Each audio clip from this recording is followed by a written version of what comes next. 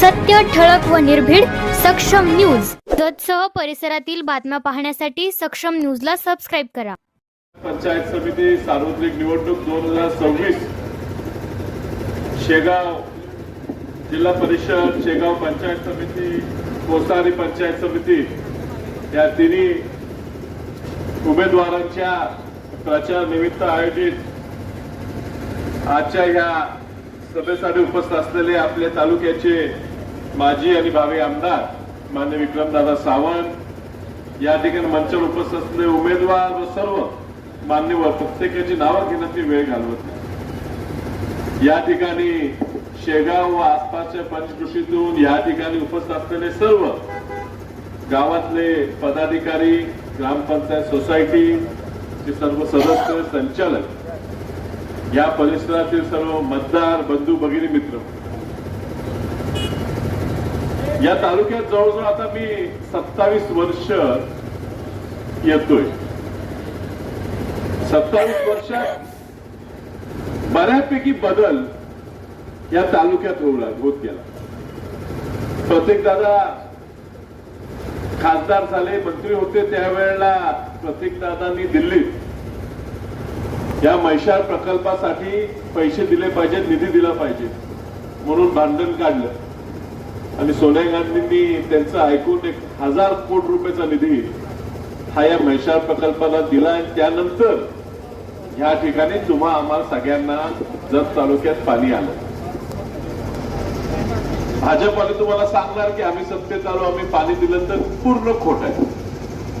पेपरच्या तारखा कात्रणं काढून तुम्हाला ठेवून दाखवतो की 2013 साली विरणाच्या तलावात पाण्याचं पूजन, म्हैसाळचं पाणी 2013ला त्या ठिकाणी आलं होतं. त्या ठिकाणी वाटपाचं काम फक्त राहिलं होतं, पण तालुक्यात पाणी प्रत्येक दादांनी त्यावेळी आणलं.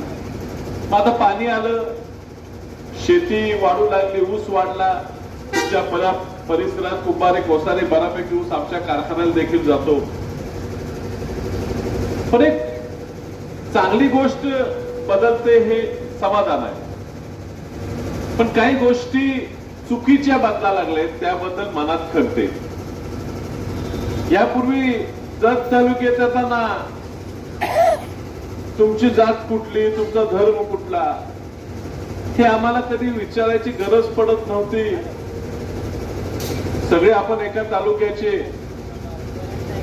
कधी भेदभाव होत नव्हता. हा तालुका आहे जिथं मिरजेतून तुमच्याकडे काँग्रेस पक्षाने आरपीआयशी युती केली आणि मला वाटतं 90 साली ना विवेक कांबळेंना या ठिकाणी उभं केलं. काँग्रेसचा तालुका होता, प्रत्येक वेळी काँग्रेसला या ठिकाणी मतदान मिळत होतं. वसंतदादांच्या माध्यमातून एवढी मोठी मोठी तळं बांधली होती, लोकांना प्रेम होतं. पण 90ला जेव्हा आम्ही बाहेरनं उमेदवार घेतलं तर आम्हाला उपरा उमेदवार नको म्हणून उमाजीराव सरंडेकर काकांना अपक्ष ह्या तालुक्याने निवडून दिलं. त्यांची जात बघून नाही, आपल्या मातीचा सुपुत्र म्हणून तुम्ही निवडून दिलं. आज आपण बाहेरचा, इथला तिथला कुठला येतो, आता आपण एकामेकाची जात बघू लागलो. या शेगावचं तुम्हाला उदाहरण देतो. म्हणजे मी यायचो 15-20 वर्षापूर्वी म्हणून. या ठिकाणी इथंच एक दर्गा का मस्जिद होती, इथं शेजारी होती, माहिती आहे तुम्हाला कोणाला, इथं मागे होती. आणि मग त्या समाजाच्या लोकांनी वर्गणी गोळा केली, मुस्लिम समाज लोकांनी ठरवलं की आता हे इथं नवीन इमारत बांधूया. आणि नवीन इमारत बांधायला खड्डा खोदू लागल्यावर आतमध्ये महादेवाचं पिंड असं काहीतरी आत सापडलं. मी पण तरुण होतो, आता ह्या गोष्टीला 15-20 वर्ष झाली. म्हटलं आता काहीतरी, नुकतंच बाबरी मस्जिद हे ते भांडण चाललं होतं, राम मंदिर चाललेलं, दंगा चाललेला, आता काय होते.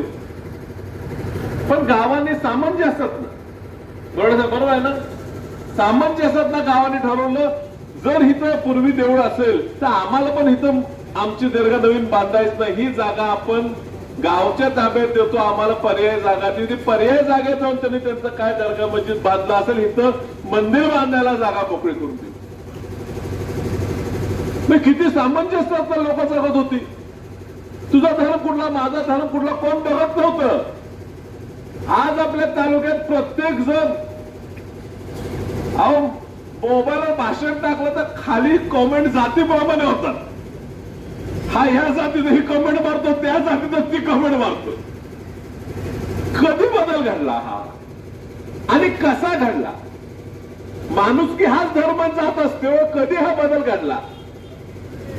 हा घडला, हा घडवला गेला.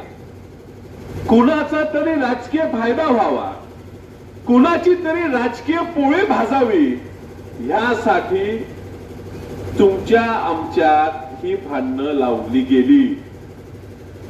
अहो, पूर्वी तर मोकळा वेळ होता. रानात कोण जातच नव्हतं, जाऊन करतंय काय तिथं काय येतच नव्हतं.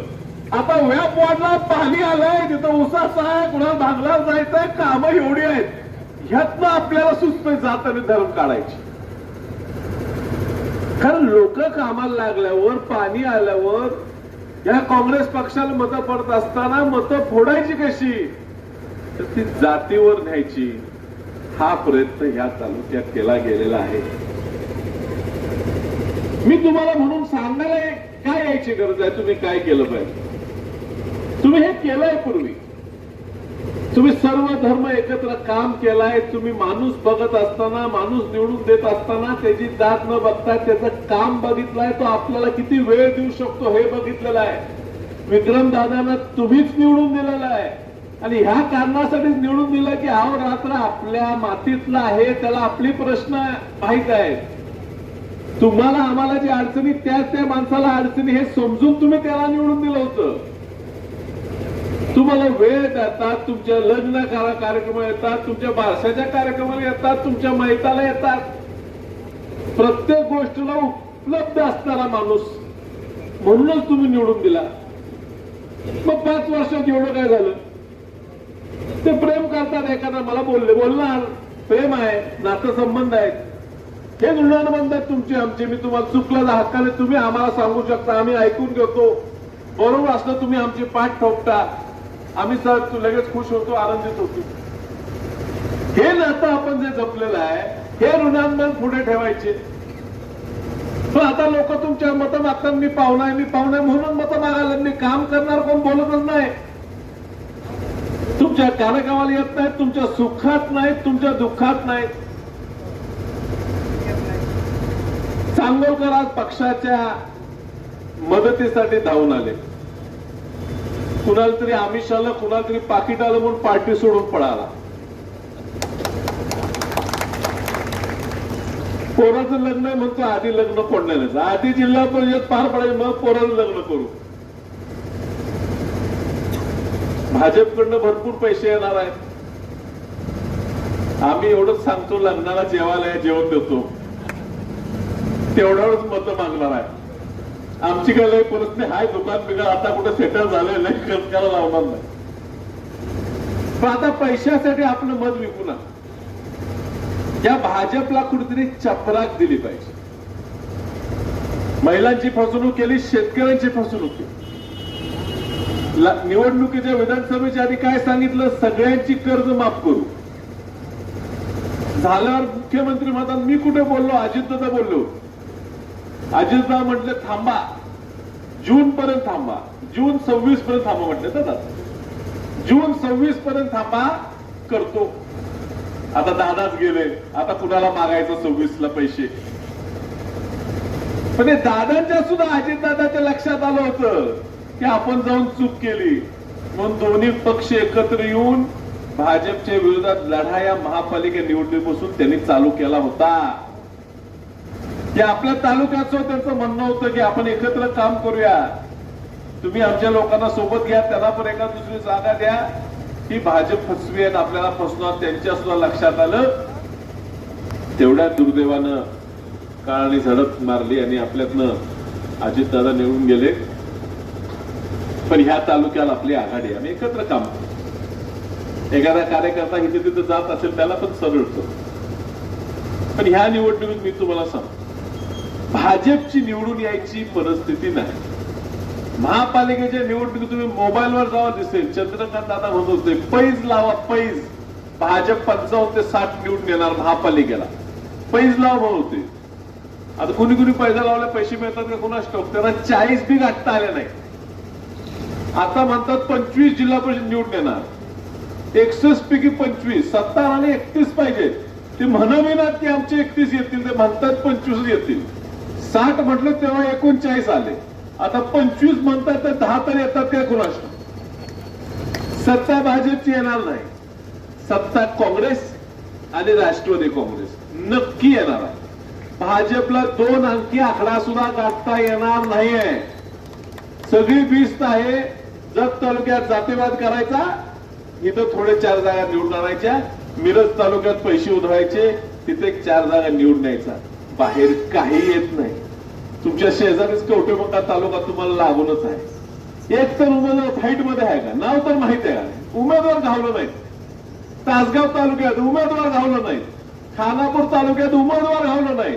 वाळवा तालुक्यात उमेदवार घडलं नाही. शिराळा तालुक्यात आमदार भाजपचे, विद्यमान भाजपचे आमदाराची पोरगी भाजपवर लढायला तयार नाही. ती जनसुराज पक्षात लढा लागले. ही या जिल्ह्यात भाजपची अवस्था का? कारण त्यांना माहिती आहे लोक वैतागलेत या भाजपला. भाजपचं तेवढं तिकीट नको, शिवसेनेचं द्या, मित्र पक्षाचं द्या, पण भाजपचं तिकीट कोण घेणार? सत्ता काँग्रेसची येणार आहे. काँग्रेस सत्ता येत असताना तुमच्या मतदारसंघातला जिल्हा परिषद आणि पंचायत समितीचा सदस्य हा सुद्धा काँग्रेस पक्षाचा असणं गरजेचं आहे. मग मोठ्या प्रमाणात निधी तुम्हाला या ठिकाणी येणार आहे. लोकसभेतनं खासदार म्हणून वर्षाला कोट्यवधी रुपये निधी जिल्हा परिषदला मी वर्क करणार आहे.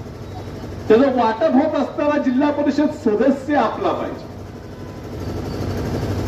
काही पैशाचा स्वतः आमिष न ठेवता, स्वतः काही त्यातनं कमाई करायचं उद्दिष्ट ठेवता काम करणारा परशुराम सांगोलकर सारखा त्या ठिकाणी आपल्याला उमेदवार पाहिजे. या चव्हाण वहिनींसारखा, या शिंदे साहेबांसारखा अशी आपल्यासाठी राहणारी काही अपेक्षा न ठेवून फक्त समाजाचा आपण काहीतरी देणं लागतो, त्या समाजासाठी आपण काम केलं पाहिजे हा हेतू मनापुढे ठेवून काम करणारा माणूस आपल्या त्या ठिकाणी आपला लोकप्रतिनिधी म्हणून गेला पाहिजे. मी तुमच्या पुढे अपक्ष म्हणून आलो. तुम्ही अपक्ष असताना सुद्धा मला भरभरून मतदान दिलं. आणि मी तुम्हाला एकच सांगितलं, त्या लोकसभेत एवढं बोलणार की तुम्ही म्हणाल आणि कोण निवडून आले का? एकटाच गेलाय निवडून, तेवढंच बोलणार. आज भारतात सर्वात जास्त मुद्द्यावर बोलणारा खासदार म्हणून आज तुमचा खासदार का नाव कमवला. महाराष्ट्रात 1 नंबर आहे, देशात वरच्या 3 मध्ये. आणि हे वर्षच झालं, अजून 5 वर्षासाठी निवडून दिले तुम्ही. प्रत्येक विषयावर तिथं बांधतो, प्रत्येक सब्जेक्ट मांडतो. 10 वर्ष ह्याच्यापूर्वी खासदार होते तरी एक शब्द काढला नाही. ते जेवढं 10 वर्षात बोललो नाही त्याच्यावर जास्त मी 6 महिन्यात बोलून दाखवलं. तुमचे मुद्दे मांडले. आता अजूनही या म्हैशाळसाठी, त्या टेंबूसाठी आणि हजार कोटी 2000 कोटी मंजूर करून आणतो. म्हणजे जे काय राहिलेली कामं आहेत ती सुद्धा पूर्ण होती. श्रेय घ्यायला परत येत नाही आम्ही. प्रतिदाने 1000 कोटी दिले ना, हार फोडायला बी आले नाहीत. आमचा स्वभाव नाही. मग येणार कोणतं डोम कावळा तुम्हाला सांगणार मीच केलो. तुम्हाला मिशा फुटलं नव्हतं तेव्हापासून वसंतदादा घर ह्या ठिकाणी कामं करायला लागले, पैसे द्या. आता बाहेरनं आलाय, लॉटरी लागू दे. काय आहे ते आता 3-3.5 वर्ष आहेत, तेवढं बघून घ्या. पुन्हा विक्रमदादाचा आमदार होणार तेवढं लक्षात. आणि हे 3.5 वर्ष जत तालुक्याची कशी काळजी घ्यायची ही विशाल पाटलाला माहिती आहे. तिथं आमदार नसले तुमच्या पक्षात तरी खासदार तुमचा आहे. तुम्ही कुणी जरा सुद्धा घाबरायची गरज नाही. आपला हात चिन्ह आहे इंद्र. आणि 3 उमेदवारांना तुम्ही हाताच्या चिन्हासमोरील बटन दाबून भरघोस मताने निवडून द्यावं ही विनंती करण्यासाठी तुमच्याकडे आलेलो आहे. ह्या लोकांना संधी द्या. त्यांच्या माध्यमातून तुमच्या परिसरातील जी अर्धवट कामं राहिलेली आहेत, जे अडचणी झालेल्या आहेत, ते सोडण्यासाठी हे प्रयत्नशील राहतील. मीही प्रयत्नशील राहू. आणि तुम्ही सगळ्यांचा जो आशीर्वाद तुम्ही आमच्या सगळ्यांवर आज तागायत दिलाय, डॉक्टर पत्रराव कदम साहेबांवर दिला होता, आज विश्वित कदमांवर देताय, विक्रमदादा सावंतांवर देताय, आमच्या आजोबांवर दिला, आमच्या वडिलांवर, आमच्या भावावर, आमच्यावर दिला. असंच प्रेम, असंच आशीर्वाद या तिघांवर सुद्धा द्यावं. आणि असेच ऋणांवर तुमचे आमचे पुढे राहावेत ही अपेक्षा तुमच्याकडे करतो. पुन्हा एकदा हात चिन्हापुढील बटन दाबा हे तुम्हाला विनंती करतो. आपली रजा घेतो. नमस्कार.